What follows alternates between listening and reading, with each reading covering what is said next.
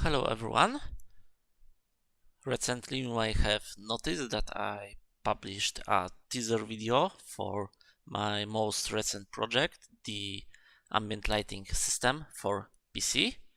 And today, just as promised, I will try to guide you through whole process on how you can create your own system just like this and enrich your gaming, watching movie experience on your PC with your own ambient lighting system. Before we start, a word of warning. This is not your average beginner project. It's more on the intermediate side or somewhere in between. You will be expected to know how to use soldering iron, how to solder electronic components, how to connect few wires together or put a connector together from terminals, etc., etc. This is something you should know before you start watching this video, because I won't be going much into basics. Also, yes, the video is extremely long, almost 1 hour. It's so long because I wanted to discuss the topic of this ambient lighting system thoroughly. The guide itself, the method of assembling this ambient lighting system, gives a lot of space for customization. There is no one perfect solution. Every person can experiment with something different, and that's why I wanted to cover many options, and this made the whole video a little bigger. That's why before you start complaining about length of video, just scroll down to the video description, click show more, and there I placed a lot of timestamps to most important fragments of video, so you can skip from chapter to chapter. Also in there I put in text most of necessary information how to do everything, including links to software, links to schematic, etc. So if you don't want to watch video, you can also try reading something in the description. Okay, let's begin with showing how the end result could look like. In here we have the Arduino Nano board, which controls everything and receives data from PC. There's also some various electronic parts that we'll explain later. The power supply, I chose one included in the case. It powers everything. And last but not least, there is also of connectors, wires, putting everything together, and a nice plastic case that is not really expensive. Everything is inside, and the whole unit for ambient lighting is right under my desk. When I will be listing all the parts needed to assemble the unit, I will of course mention if the part is absolutely necessary for thing to work, or if it's just optional in there to make thing look nicer. In the process of making our ambient lighting, we'll need some cables. The cables come in length, so before begin, we need some planning. You need to figure out where you want to place your ambient lighting units, whether it be on desk, under desk, behind monitor, and then take some measurements to know how long cables you will need. In my case, my Ambilight unit is somewhere in the middle of my desk, below it. Then I have my power strip from I will power my LEDs, and there is my USB port on the back of computer. So what I needed to do is measure distance from the power strip to Ambilight unit, from computer to Ambilight, and last but not least from Ambilight to my monitor where the LED strips will begin. Once you do that, we can move to next step. Okay, let's begin with the bill of materials. First and most important part, the microcontroller that will control our lights and receive data from computer.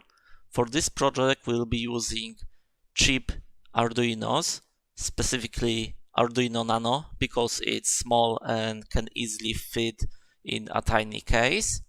It costs anywhere from $3 to $5 for cheap Chinese clone, which we are going to use. They work perfectly fine. The only thing you need to make sure is that it's the Arduino Nano version 3 on the CH340G chip, and then we'll be all set. When looking for your Arduino Nano on eBay, banggood, AliExpress or anywhere, don't be scared that they all look different. They are clones, there are many variations, but all of them work exactly same, so it doesn't matter if you pick black Arduino, blue or green, as long as it's Nano version 3, it will work. To connect our Arduino to computer we'll need a cable. They very often do not come with one, so we'll need a classic USB mini B cable. There is high chance you already have one just lying around in home, but if not, they are very cheap, around $1 or so to buy. Of course, the length of cable will depend on where is your computer, where are you planning to place your Ambilight, so you need to do some measurements beforehand. Now, second, or maybe even first most important component of our project, the LEDs, the well-known WS2812B light strips, addressable LEDs. As you can see, they come in many colors and shapes. We have white strips, black strips, it's purely aesthetics. What's important is the LED density. We have 30 LEDs per meter, 60, 144. Personally, I think the optimal solution are strips with 60 LEDs per meter or sometimes 74. They give nice smooth effect. Of course, if you want to go all out, you can buy the expensive 144 LEDs per meter, but be aware that there might be some issues with the software we are using, because it can control up to 500 LEDs. So if you have large screen, lot of LEDs, you may run out of options. Just as the Arduino, these LED strips are very cheap, especially if you buy them from eBay, Banggood, AliExpress or other Chinese websites. They are usually like $10 for 1 meter of the 60 or 74 LEDs per meter density. How much of the strips you need, of course, depends on size of your monitor. This is something you have to measure beforehand and decide if you want to cover your whole monitor with LED strips or only, for example, sides or top and bottom, etc. Next thing we need is power supply. We have our Arduino, we have LED strips, something has to power the LEDs. The power supply needs to be 5 volts. It also has to be AC to DC power supply, power converter, because we'll be plugging it to wall and then plugging the other end to LED strip. Second important factor in here is how much power this power supply can deliver in watts, or more often the maximum current. The current that we will require depends again on how many LEDs we are going to use in our ambient lighting system. The formula to calculate the current is very simple. Each separate LED, each single LED on our LED strip is consuming 60 milliamperes of current. Now we'll multiply it by number of LEDs in our whole system, all the LEDs we are going to use in ambient lighting, and this gives us the current, the minimal current that our power supply needs. So, for example, in my case, if I have 125 LEDs, each consumes 60 milliamperes of current, my power supply needs to deliver at least 7.5 amperes of current.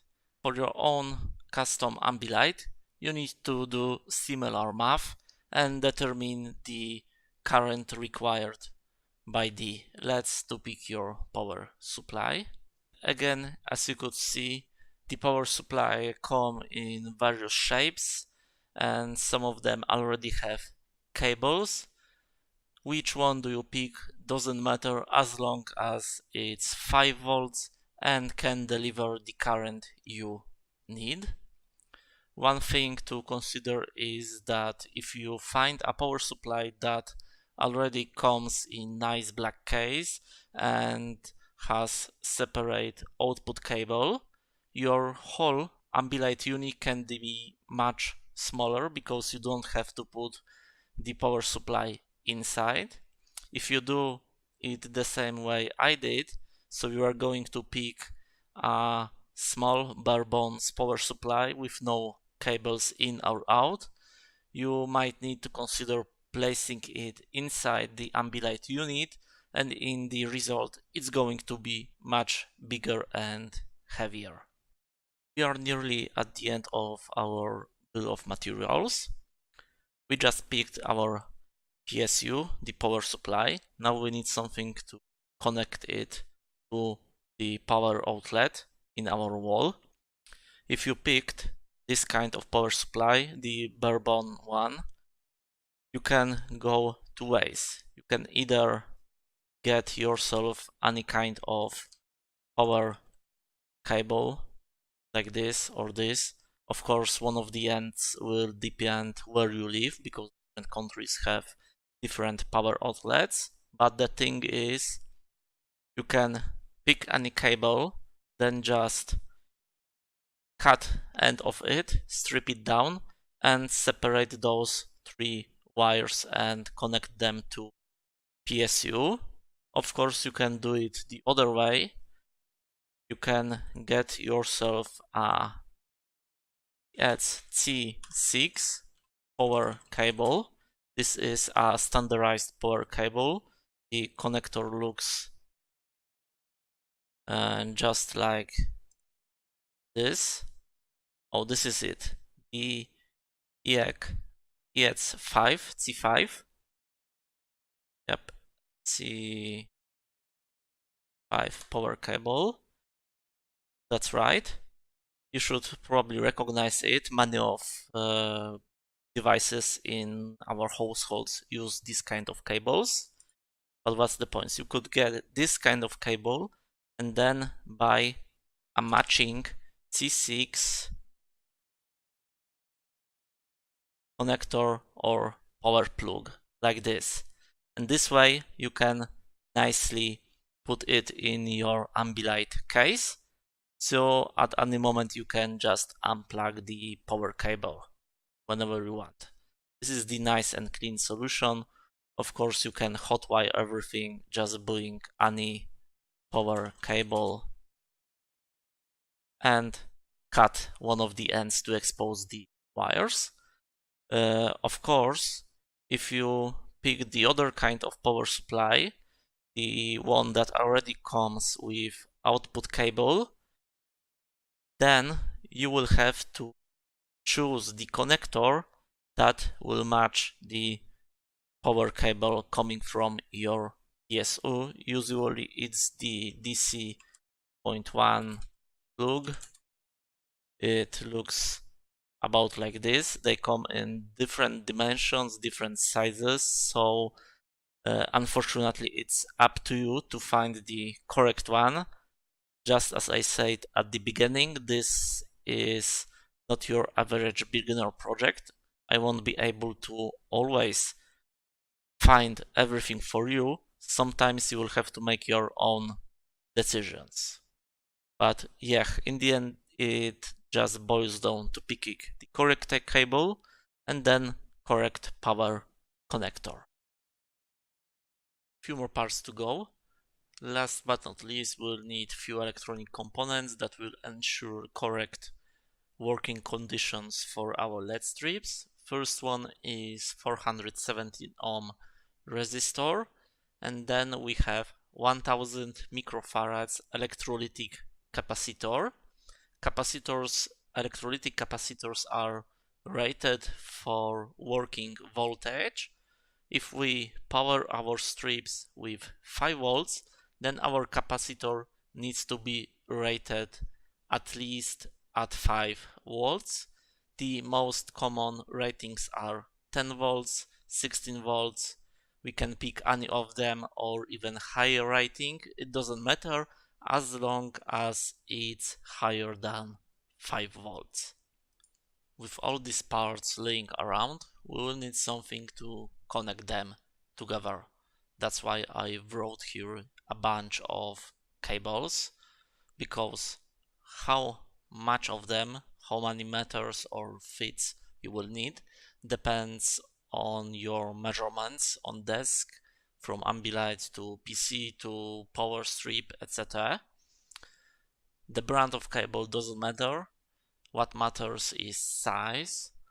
For connecting the power outlet with PSU, if you are going for the cable connector setup, I will recommend something thick like AWG16.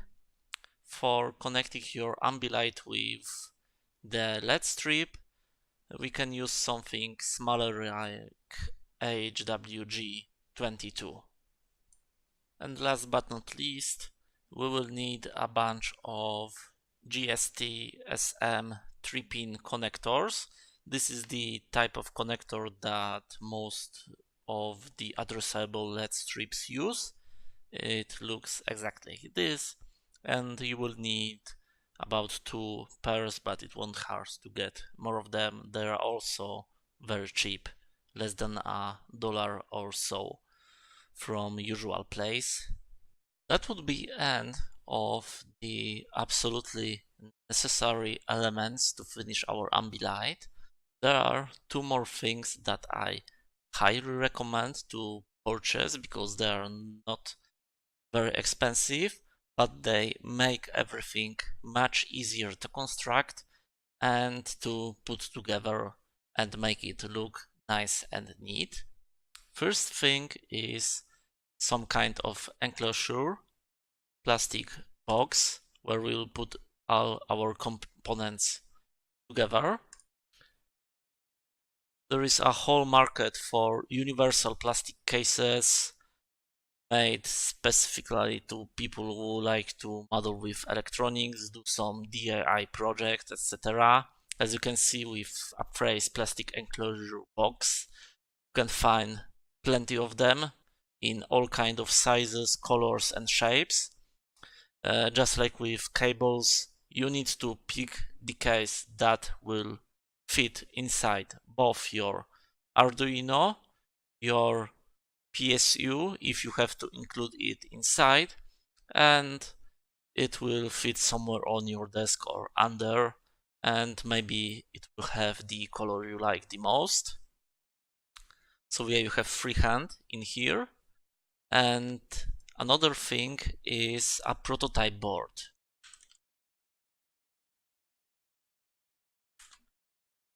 Like this. This is tiny PCB board where you can put electronics on. This way you can put all your Arduino, the resistor, the capacitor, and wires in one place and solder them together for safe and strong electrical contact. These boards are very cheap and very easy to solder on, and they are used in many DIY projects. They come in many sizes, so you are going to pick the one you want and that will fit your layout. Generally, the Arduino, if I recall, takes 7 spots across and then around 20 in another dimension. So yeah, something like 5 centimeters by 7 centimeters, just like this, will be plenty of space for this project. And last but not least, screw terminals, like this. They are a very convenient way to connect all your wires together to the PCB, because we'll need to connect cables from PSU to the PCB or to the Arduino, and then connect light strips again to Arduino or to this universal prototype board. And these kind of terminals are way to go. All of these parts, the box costs around $5 or so, maybe more expensive if you are picking some fancy shape. Screw terminals are dirt cheap, and prototype boards also are dirt cheap. By this I mean less than $1 or something. So yeah, it's a very good way to make all your things nice and tidy. Okay, we made it through the selection of parts. Now to next step, how to connect everything together, how to put together our Ambilight. To explain this, I created this handy schematic. Yes, it was made in MS Paint and I'm proud of it. Now let's talk through it. First of all, the black rectangle represents our plastic case where we put parts together. We have the prototype board, the sandy color, Arduino, we have screw terminals and capacitor, resistor, that's right.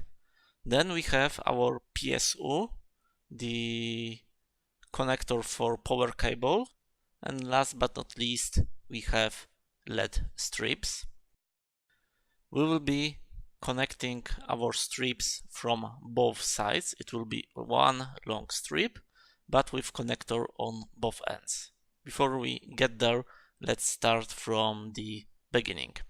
First of all, we need to connect our power from wall outlet to the power supply. In here, I just want you to remind we are working with high voltage here.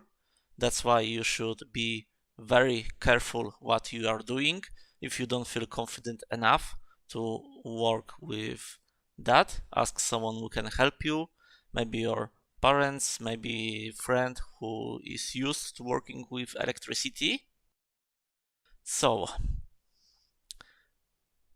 the power supply, if we are using this kind, will have 3 input terminals. The L terminal, live, the N terminal neutral, and ground terminal with this symbol made of dashes. If you look closely at your connector, power connector, the C5, C6 power connector, each of its terminals will also have little marks. One of them will say L. There will be N and another terminal, the middle one, as grounding.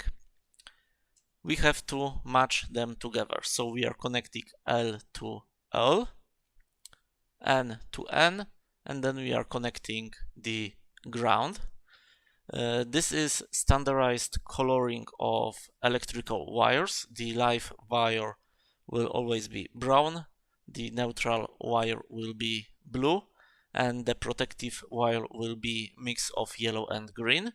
In case you are skipping the terminal and just stripping down existing cable, when you do that, you will probably notice these three cable colors, so pay attention to it. Next thing, we need to connect PSU outputs, the voltage plus and voltage minus, to our breadboard. As you can see here, we have our screw terminals. They are grouped in this way. We have inputs, we have outputs. So, first of all, the ground will be connected to our Arduino and then to output terminals. This will go directly to our LED strips. The voltage plus will be connected only and only to the terminals. We do not connect the voltage plus to Arduino because Arduino is fully powered from USB. Now, this is where we are using our capacitor. It's connected between the voltage minus, black wire, and voltage plus, red wire. It's very important that you pay attention to the capacitor. On one side, it will usually have a white strip. This strip indicates which of the leg should be connected to the negative wire, the voltage minus. The opposite side goes to voltage plus. It's really important to connect capacitor correctly, otherwise it might break down in quite spectacular way depending on its capacity. So yeah, white strip on the edge of capacitor marks the minus terminal. This is how we connect it. Then we have our Arduino. We will be using the D6 pin.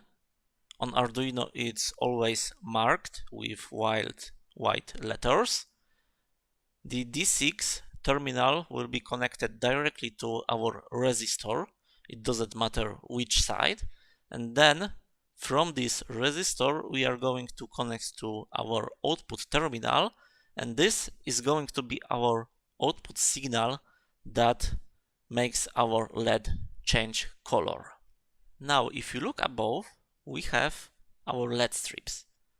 On our monitor, which we'll see later, we have one continuous LED strip, but we'll be soldering in terminals connectors on both ends. So yeah, let's look at the strip itself. It has three pins. There is G&D pin, the ground, there is 5V plus, the power, and in between them there is a terminal called either DO or DI. It stands for data input and data output. So connecting plus and minus, the ground and power, is very easy. We just match the description on the strip with correct terminal on our board. When it comes to data signal, we will connect it only and only to one end of the strip. If you look at the data middle signal of the strip, the middle terminal, it has arrow that indicates in which direction the data flows. We want to connect our cable to the beginning of the arrow. So in our schematic, the arrows are pointing to the right side. This means we are going to connect our data from Arduino, the blue cable, only and only to the right end of the LED strip. So the data is placed there, and then following the direction of arrow, it goes around our whole strip. So looking at the workflow, it's easiest to begin with assembling your Ambilight control unit with power supply, Arduino, and the inside connections, and only later focus on placing LED strip on the monitor and making the wires. Here is how I did it. First is the plastic case I bought. Inside I placed my power supply. I used double-sided tape to hold it in place. Arduino for scale.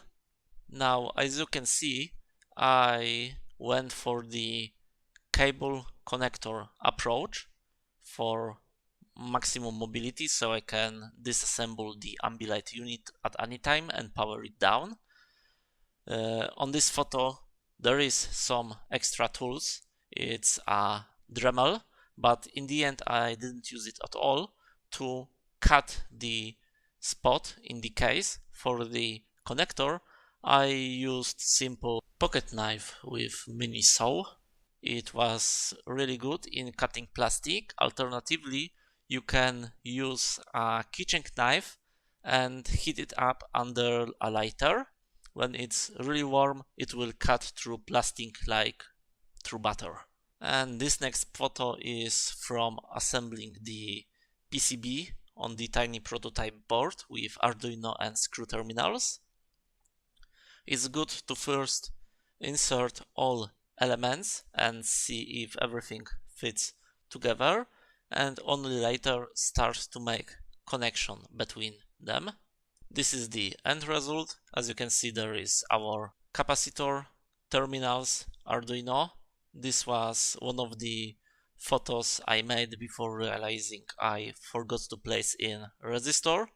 So later I had to do some desoldering and squeeze the resistor somehow in there. But yeah, you have to remember about the resistor and the capacitor.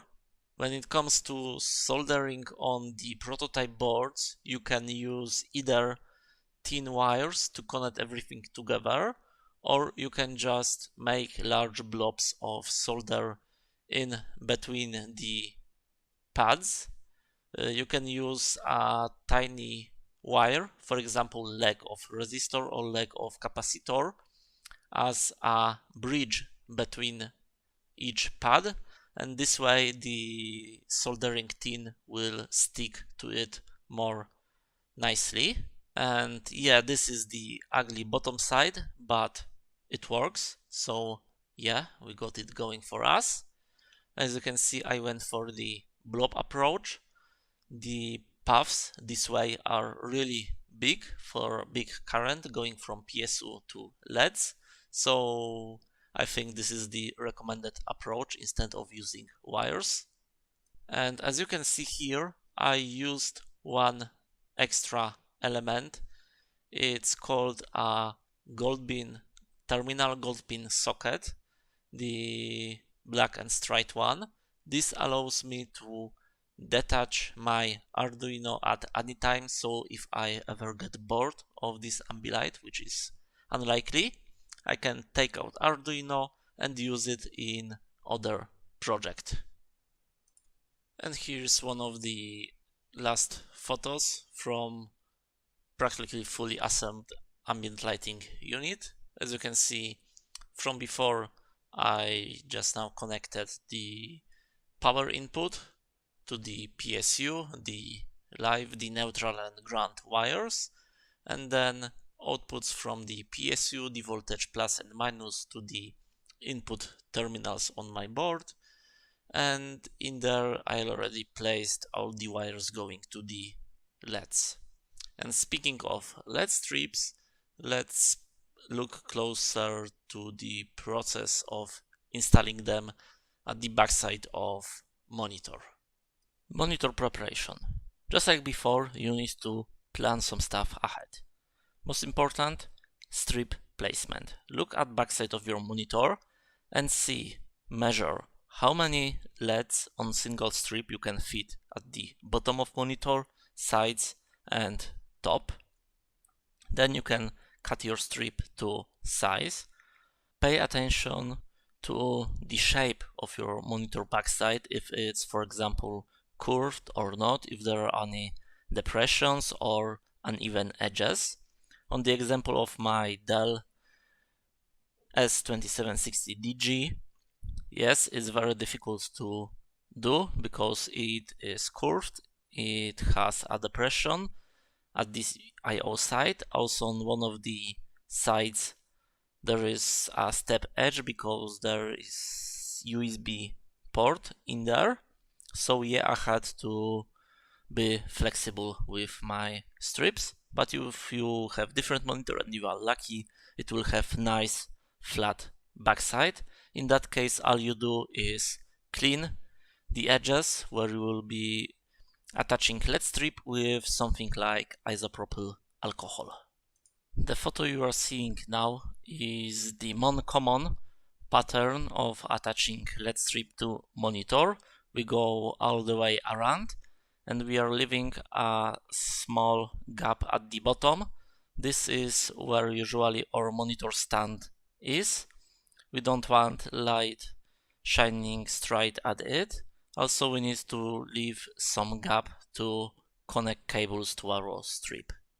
Of course, there is nothing preventing you from experimenting here.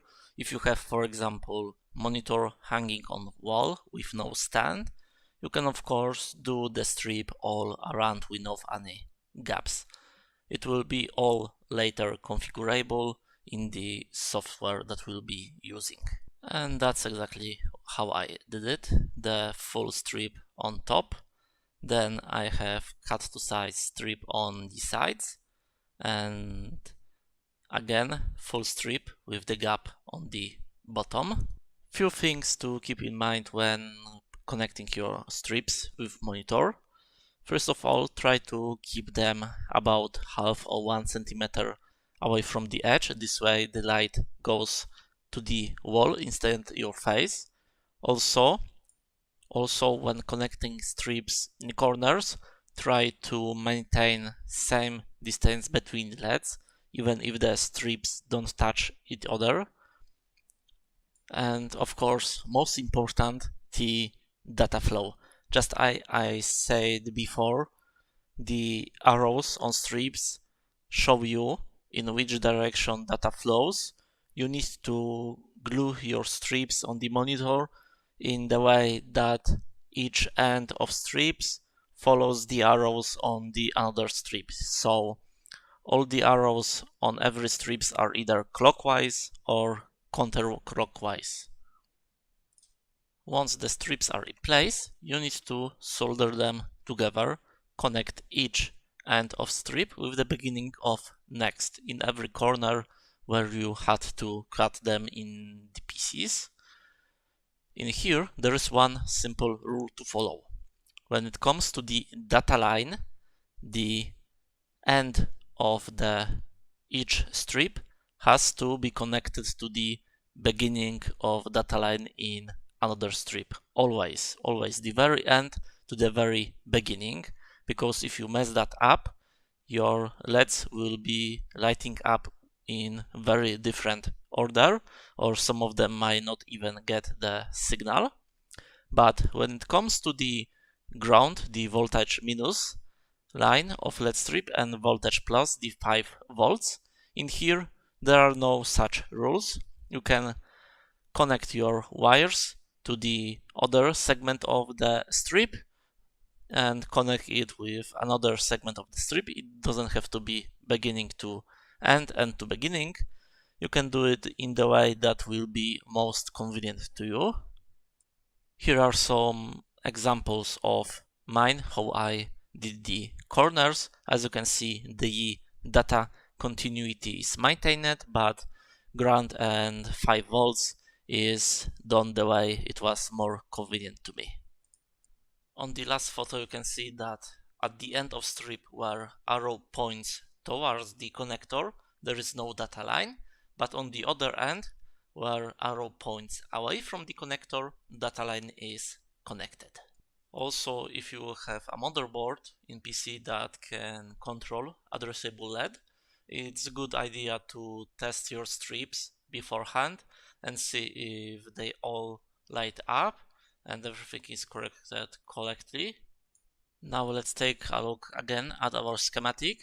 If everything is connected correctly, just like we planned, and the LED strips are working, we can put all the things together, power to the PSU, strips to the Arduino, and USB cable to Arduino. This pretty much concludes our hardware part of tutorial. We have our Ambilight fully assembled, and now we are moving to the software side. So there will be few pieces of software we will need. All links are in the video description, so you can grab everything there. First of all, we'll need a driver for our Arduino, since it's using an clone chip, the TH340G. We'll need a special driver for it. We'll need the Arduino IDE software environment for programming our Arduino Nano. We'll also need a project, Adalight FastLED. This is a project that includes control program that communicates with our PC and controls our LED strips. And last but not least, we'll need a Prismatik software. This is the main software that will analyze content of our screen and send proper information to the Arduino. So once you connect your Arduino to PC for the first time, if you go to your hardware manager, device manager, you will see something like other devices, USB 2.0 serial, with yellow exclamation mark that this device does not have any driver. We are going to fix it by installing proper driver. Yes, the device has been detected, OK, install, and done. Now our Arduino is detected correctly as USB serial TH340, and it's located on COM3 port. This is important. You have to remember this because we will need to tell our Prismatik software where is the hardware device. Now that we have our Arduino working, we need to install in it a program, a firmware that will control the LEDs. For that, we will be installing the Arduino IDE. Once it's installed, we are going to launch it. And then you can, for example, try one of the examples, basic examples. Let it be Blink. Okay, each of programs opens in new window. It's quite annoying. We won't really look into the code. This is C programming, something we don't have time to talk about now. Instead, we'll go to the Tools section. You can see we have Arduino Nano selected. If it's not, we should do it now. Processor ATmega 328P old bootloader, port COM3, so exactly same as we are seeing here. We can test the option get board info, and we can see that there is communication between Arduino and the programming environment. And we can try to upload this example and see if everything works. There is a whole lot of output, but in the end we should see HVR dude done, thank you. This means our Arduino is working, everything is fine, communication is done. Now when we verify this, we will open our sketch,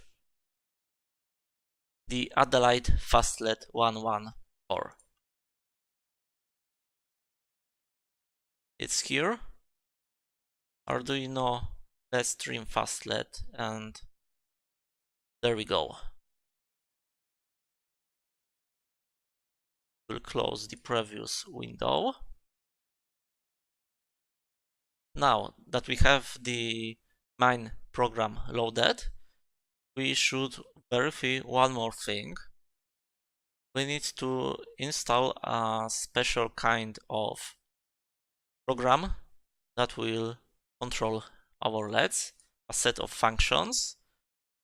We are going to open the tools, manage libraries, and in here we need to check installed libraries if we have included something called, where is it? FastLED. FastLED installed.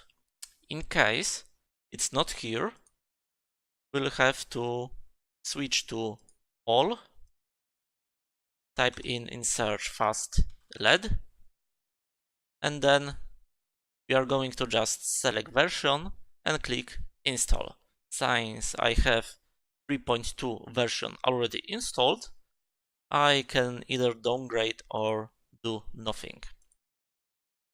So remember, you need to verify that it's present in your Arduino installation, and if not, you need to install it from Library Manager.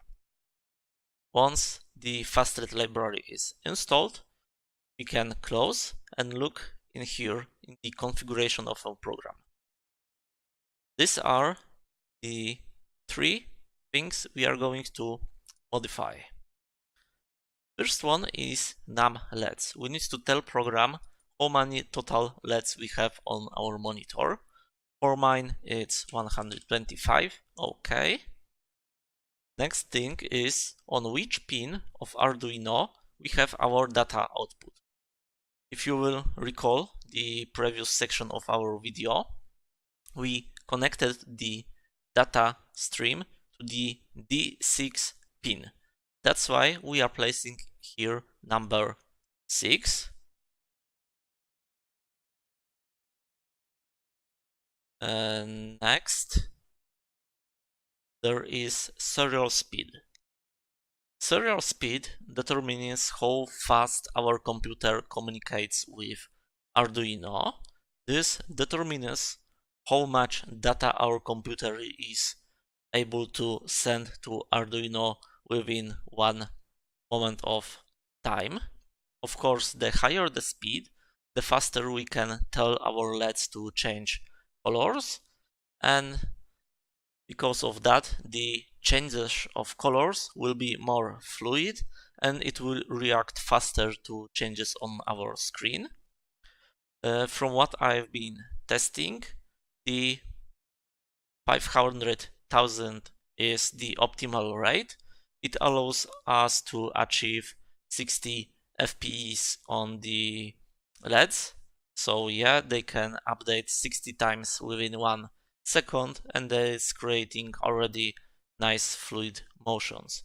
And in before 144, unfortunately it's not possible with these Arduino clones.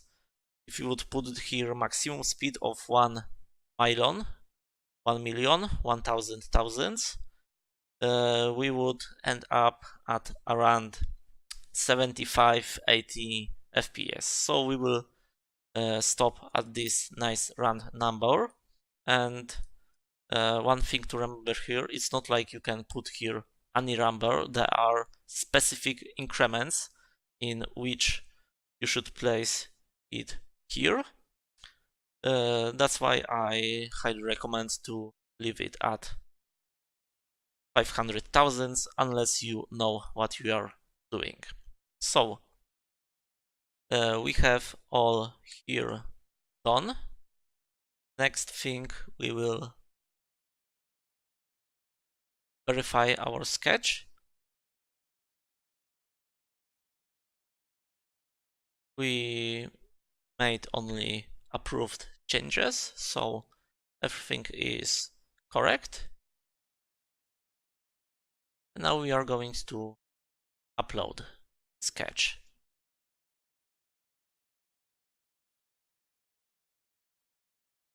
and done. Our dude done, thank you. We are done here. We can now close the Arduino. With this, our Ambilighting unit is ready to go. Next step consists of installing the Prismatik software and starting configuration of our LEDs. Okay, now our Arduino is ready for job. We'll launch now the Prismatik, the main software that will control the lights. By default, it's launching to the taskbar, so we need to bring it up with setting icon. If I recall correctly, on the first launch after installation, it will default to the configuration wizard. If not, we'll start it manually. First step, set up another device, because this software was originally intended for LightPack hardware. Next, we select the Ambbilight, because this is the name of the firmware we installed in Arduino. Another step, in here we need to tell software where to seek our Arduino. We input the COM port from our device manager. COM3 for me, for you it can be much different. Baud rate is the speed we entered in the Ambbilight Fast LED program. Again, in here we entered 500,000, and we are going to enter it here too. Next, we are picking the monitor which we are going to use for our ambient lighting. And last, we create a profile which will store our settings. So when we configure everything, we can back up this file and then carry it from PC to PC in case we reinstall Windows, or maybe we can share it with a friend who has exactly same monitor. And this is the most important step. In here, we are going to align our LEDs with our monitor. This way, that when I select, for example, this LED in the middle, light zone 9.334, the correct LED will light up on my monitor, or rather behind it. So, this can be done in two ways, or even three. First one is selecting the presets. We simply enter the total amount of LEDs, and then we select the placement. For example, Andromeda is the classic one with a gap in the middle. Cassiopeia is without bottom, and Pegasus is sides only. These presets are not very flexible, that's why we have this custom panel. In here, we enter exactly how many LEDs we have on top of our monitor, how many on sides, and how many on bottom. That's right. And then we press custom. And the program is going to place our LEDs all around monitor. The thing is, if your LEDs are spaced evenly, this will never go wrong. The software will divide your width or length of monitor into even spaces, and if you maintain the ratios behind monitor, the LEDs will match their location appropriately. The only thing you might want to consider is fine-tuning the stand width. This determines how wide is the gap at the bottom. For me it was, I think, 19%, and all right. Of course, if you want to correct something, for example, you don't like how this one zone in the middle is big, you can move it around, you can resize it and place it back, just being sure that the order of LEDs is exactly the same. Okay, what there is more here? We are done. We press next. Now we have a white balance calibration. The thing is, sometimes when we want to, for example, display white color on our LEDs, it might be too blue, too red, too green. It depends which of the LEDs inside module is stronger. That's why we can customize it here. As you can see, or maybe not, my strip is a little bit too blue. That's why I'm going to reduce the blue slider to about 80. Once I'm satisfied, the white is not blue and it's not green, I will press just finish. And we are done. Once we bring up our program again from settings, in here we have control to turn lights on and off. We'll leave it at on. In here we can see grab frequency. It means how often the software is analyzing our screen and sending information to LEDs. It's pretty normal that the FPS goes to down, because if nothing changes on monitor, then it's not sending any data. You can see that once I start moving something around, the FPS goes up. Next thing, we have some kind of setting here, iCar settings, scene luminosity threshold. This determines how, for example, monitor and LEDs act when it's all black. If we set this threshold to 0, it means that when we where's paint?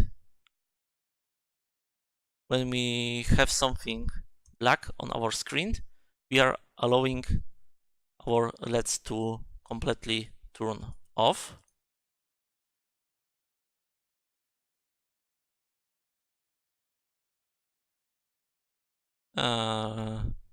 The higher the slider goes, the higher is minimal luminosity of the scene. I usually keep it at 0 because it gives more realistic view. In device settings, we can reduce the overall brightness. If, for example, everything is too bright with pure white on your screen, you can reduce it here. I found 85% to be optimal setting here.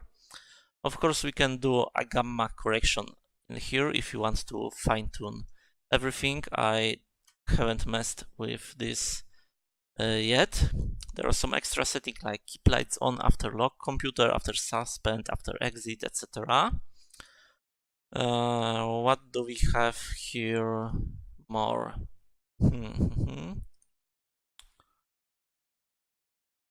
Oh, this is this option, send data only if colors change. This is kind of a power saving feature. I have it on by default. I don't think we really need to mess with it. And there is one more thing. Even if we are using now addressable LEDs, so every segment of the strip can have different color.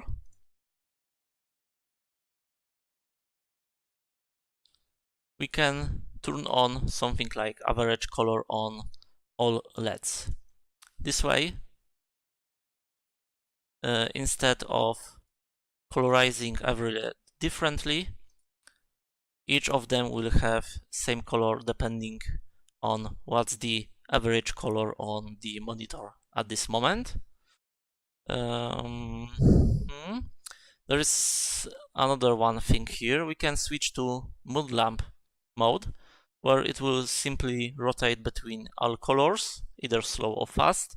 We can set it to constant color.